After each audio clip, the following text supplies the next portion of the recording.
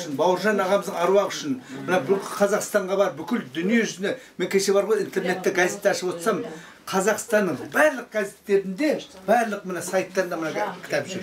Бәрінде алтын неден былай ұстап түскен, былай ұстап түскен. Значит, это уже героизм. Даже бар, бір кісілер комментарий жазыпты, даже мен оқып бердім звондап. Гүлзифан апайға. Астына бүйтіп жазып қойды. Міне қазақтың қыздары мынандай қиын заманға қарамастан, уақыттарын аямастан өзінің дейді, неме дейді, кейбір адамдар дейді, көрші ауылға баруға жағдай болмай жатқан кісілерде бүкіл Қазақстанға ата бабамыздың аруақтарын паш етіп жүр. Баукеннің арқасында Қазақстанымызға бардық. Астанада болдық. Жаңа Борабай жақта болдық. Көкшетаудың табиғатын көріп, Абылай ханның ставкасы дейді ғой. Отырған орындығын қазір қоршап тастаған, жұрттар отыра бермесіндер. Соны барып тәу етіп, Гүлзипа енді қызы жүгіргеннен кейін өзі жүгірген жоқ. Біз Катя екеуміз 7 рет жүгіріп айналдық. Иә, сол 7 рет жүгіріп тілегіңді айтсаң орындалады дейді. Олайым Құдайдың құлағына, перзенттердің құлағына шалынсын. Енді әркім өзінің перзентіне бақыт тілейді ғой. Катя жас қой, өзіне тілесе өзі білер. Мен анда қызым бақытты болсын дедім. Ел жұртымыз бақытты болсын деп, сол 7-ші рет айналып келгенде Қазақстан дүниеге даңқтарып аман болсын дедім. Болған кездесулер, осы кітаптың тұсаукесері керемет дайындалған. Қай жерге барсақ та, мейлі жаңағы Астанада болайық, мейлі Бурабайда болайық, мейлі Алматыда болайық, Павлодарда болайық, бәрінде күшті дайындық, үлкен құрмет, ол бізге емес, Баукеге құрмет. Сахнаның бәрінде байнер дейсіз ба, үлкен-үлкен, енді бойда анау бүкіл сахнаны алып тұрған Баукенің портреттері әр жерде өзінше керемет дайындалған. Жылағың келеді, сондай ырза боласын. Қайдар ағам жылашы етейін деді. Ананы көрген кезде әсерленіп, өзіңнен өзің осы жаңағы мақсатты мынандай жақсы тірлікті біз істеп жүрміз ба, Құдайға шүкір деп, адам ішінен ырза болып, Аллаға шүкір деп. Сонымен бәрі тамаша өтті. Біз енді мақтанып емес, біз Баукемен мақтанамыз. Программамызға қосып қойған едік. Осы жолы енді барып келгенімізге өте қуаныштымын. Бірден первую очередь енді алдымен көп рахмет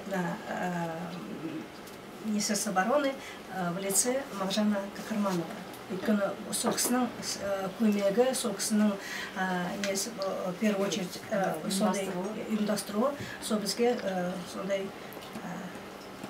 поддержка болды.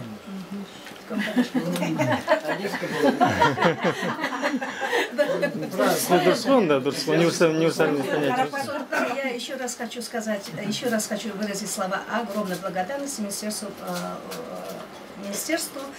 обороны. Казахстана.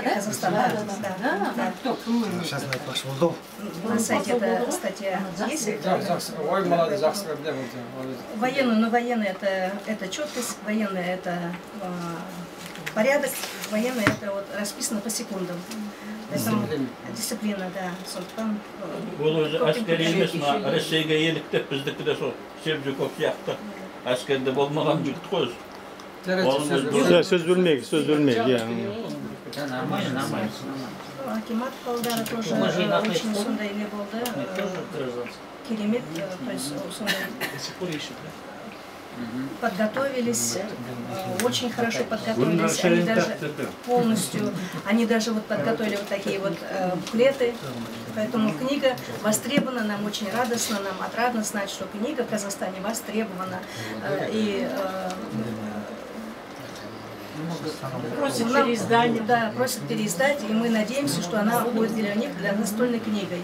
Особенно на курсанттар, жасулановцы, кадеттар, бақтары, осы кітапқа большой, огромной просьбой остались, чтобы вот если осы кітап переиздали, можно больше, как учебник, как можно больше было. 7 мая неге Волоколамқа баратығын жол сапары. Сағат 9-да машина болады, автобус болады. Барам деген кісілер сағат 9-да болуымыз керек.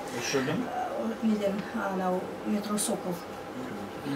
Оған автобус баратығын автобус Министерство, не министерство, военный институт.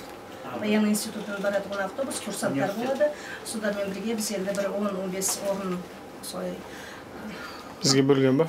Иә, бізге берілген, бірге панфиловцармен бірге. Енді ар жағын өздеріміз қазір осы бізге қалай организовать етер, кім баратын, қалай өткізетінін, соны барын қазір енді ақылдасайық.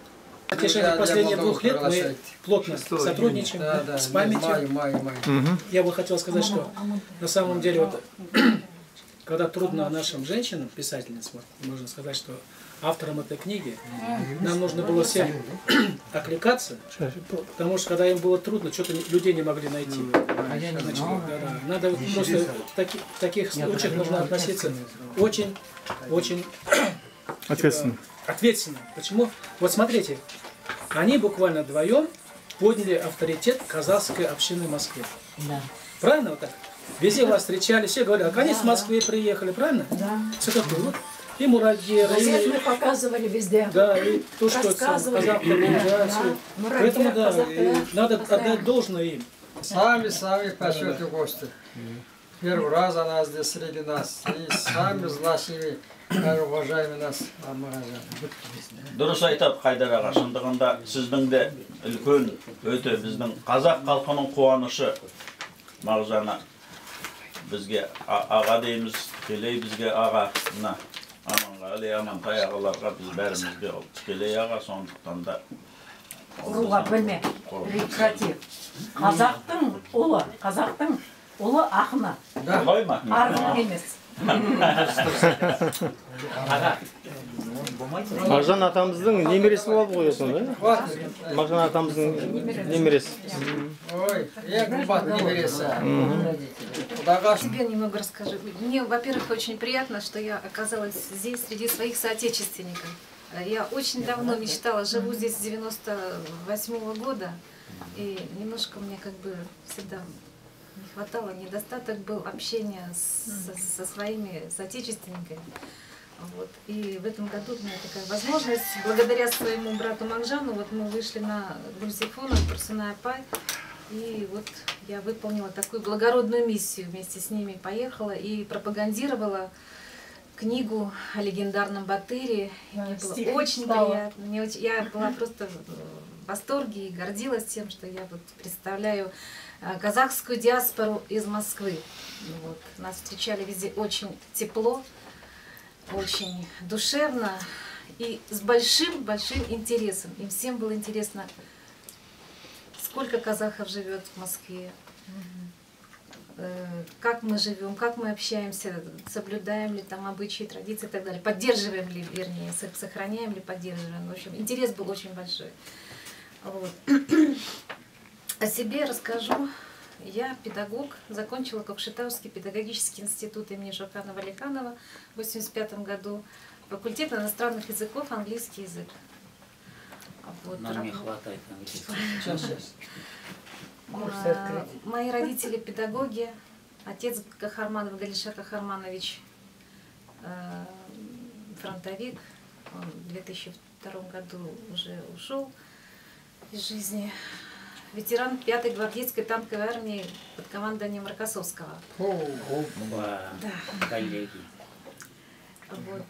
Мама... Рокоссовский. Не Рокоссовский.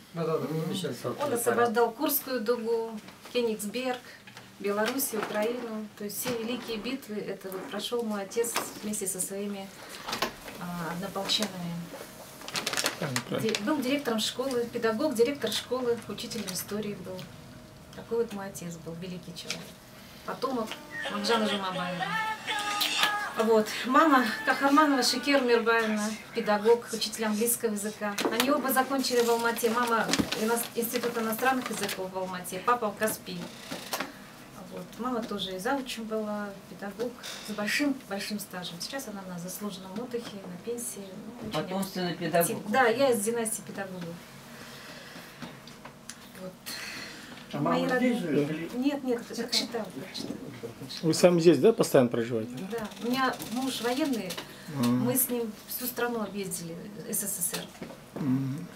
Начиная от Чукотки, Заполярья, Ленинградский военный округ, Московский военный округ, то есть много мы с ним поездили, поэтому как я оказалась здесь.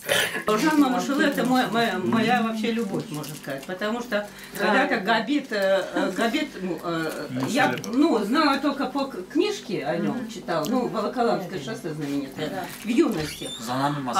Дело в том, что вот Габитов Булат, Маркон, как говорится, его сейчас нет, это сын Жансугурова. Он брат Ильфа Жансугурова, который жена Санжара Джанбосова. Мы вот таким образом с ним дружили.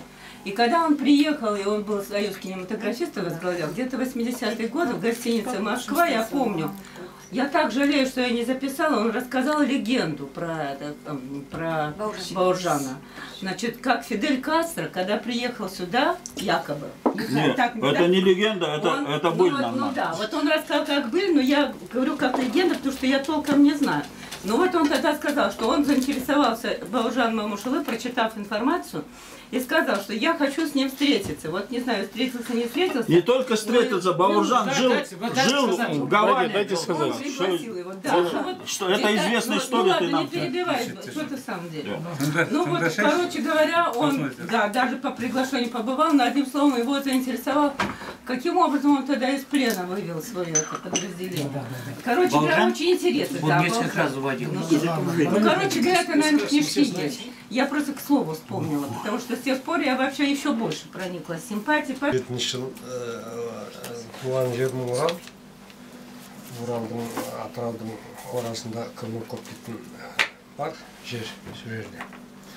57 жыл Шыраттан кеттім оқуға, Бауманский институт. Вот содан бері так на родину и не попал, так? Ни разу? Ни разу. Нет, я на родину, я имею в виду туда, в Уральск. Нет, ну попал как. Ездил, конечно, но я имею в виду после окончания вуза меня распределили на Петропавловский завод. Это один из крупных оборонных заводов нашего Казахстана. Сегодня можно говорить, это комплекс «Точка», это комплекс АК, это комплекс «Тополь». Там 4 завода. О чем можно говорить, там порядка 6 заводов. Это крупные, так сказать, будем говорить, заводы, но наш завод среди этих заводов, Петропавловский, ПЗТ называется, Петропавловский завод тяжелого машиностроения, он делал ракетный комплекс. Вот эти все крупные, о которых газеты писали, по которым, так сказать, у нас были договора с Соединенными Штатами Америки, и мы, значит, ездили совместно, они к нам ездили, значит, на эту самую, на проверке, а мы ездили к ним. Таких 4 города было всего, нам всего 4 завода на весь Советский Союз.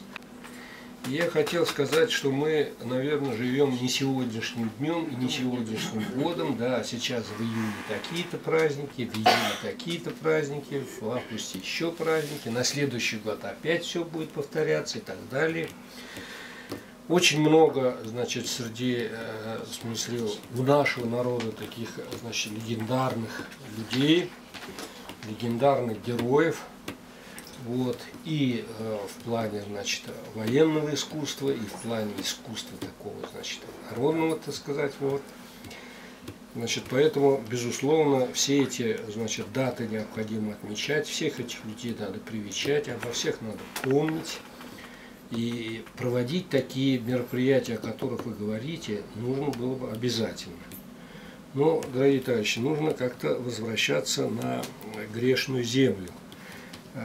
Тут много говорили, там где-то у нас есть знакомые, здесь есть еще кто-то, там, где мы можем с кем-то договориться и так далее, там подобное. Но без финансирования, без серьезного финансирования, серьезные мероприятия проводить будет очень тяжело. Все эти мероприятия будут полумерами какими-то. Поэтому вот мое мнение просто какое. Я вот специально его спросил, значит, а сколько у нас казахов в Москве? Он ответил столько. А есть ли вот у нас учет всех казахов? Как-то мы ведем учет? Потому что, правильно тут заметили, есть банкиры, есть коммерсанты, есть предприниматели, есть много-много всяких людей, понимаете? Они остались вне, так сказать, будем говорить, вот этого круга. Круг собирается очень узенький, маленький. Значит, Извините, они как человек-невидимка? А? Давай, тоже такое, да, не приводь, закончи сейчас речь. Я прошу прощения. Дело не Потом в том, будет что прение. невидимка. Вот, значит, перед вами и стоит человек-невидимка, так, которого первый раз вот увидел, вот, значит, Хайдара недавно совершенно, буквально 2, значит, вот так вот назад. Значит, и таких невидимок, видимо, много. Они невидимки не от того, что просто не хотят видеться. И наверняка, значит, 90% и 90 с лишним процентов, сегодня правильно Гульнара сказала, она страдала от того, что не могла, значит, каким-то образом, значит, общаться с людьми вот, своей национальности. И таких людей очень много у нас здесь. И хотелось бы, что, значит, безусловно, среди них есть такие люди, которые, может быть, и не очень, и хотелось бы, некоторые есть инертные люди, вот, некоторым, наоборот, хотелось бы, но вот как-то вот не получается по тем другим 5, 6 причинам. Ну, лично у меня, например, у меня было желание, безусловно, ну, и работы было очень много, работы было там, день и ночь работали, так. Поэтому хотелось бы, вот, как одно из предложений, все-таки, значит, завести учет. У нас есть компьютер, да, вот, завести учет, кто где работает, кто где, как и так далее. Неважно, кто будет, кто не будет, так сказать, сюда приходить, каким-то образом их оповещать, так сказать, вот, как-то. Это форм много здесь, их надо продумать. И я думаю, что, значит, это был бы один из методов, значит, как привлечения более широкого круга. Дело ведь не в том, что вот здесь вот говорили, ну вот в это вот ограничиться пространством этой комнаты, так сказать. Максимум, что мы можем сделать, вынести все столы, стулья и так далее, и вот сколько повысить, столько поместить. Это, конечно, не то. Надо в более широком плане, на мой взгляд, рассматривать этот вопрос. И это было бы, значит, желательно так сделать. Это вот такое мое предложение. Предложений, конечно, очень много, но вот одно из которых, это надо было бы все-таки навести определенный учет. Это не очень, конечно, будем говорить, и тяжело, трудно, но и, в смысле, значит, так, не очень легко, я хотел сказать, но и не совсем трудно. Это можно сделать. Я считаю, исходя из этого, мы могли бы многие вопросы, так сказать, решать. Есть много людей. И зря мы говорим, что некоторые банкиры такие, сякие и так далее. Есть предприниматели. И для них вот те мелочи, о которых сейчас, я так считаю, вот там 6 тысяч стоит какой-то там зал, да, вы говорили. 6 тысяч, вы сказали. Зал стоит, да? Аренда. Самый дешевый. А? Самый дешевый зал. Самый дешевый зал. Да. 6 тысяч. Где только, 6 тысяч для... где только 100 человек вмещается. Может быть, но и то об этом зале сидят, говорят, как бы нам бы его бы достать бы и так далее. Но есть предприниматели, для которых 6 тысяч, 60 тысяч – это не деньги, понимаете? Но они бегают от нас. Вот. Они не бегают. Мы их не привлекаем. Вы понимаете, вы привлекали одного-двух, вы сколько? Тысяч, да, здесь человек? Порядка. Или 10 тысяч, как сказать.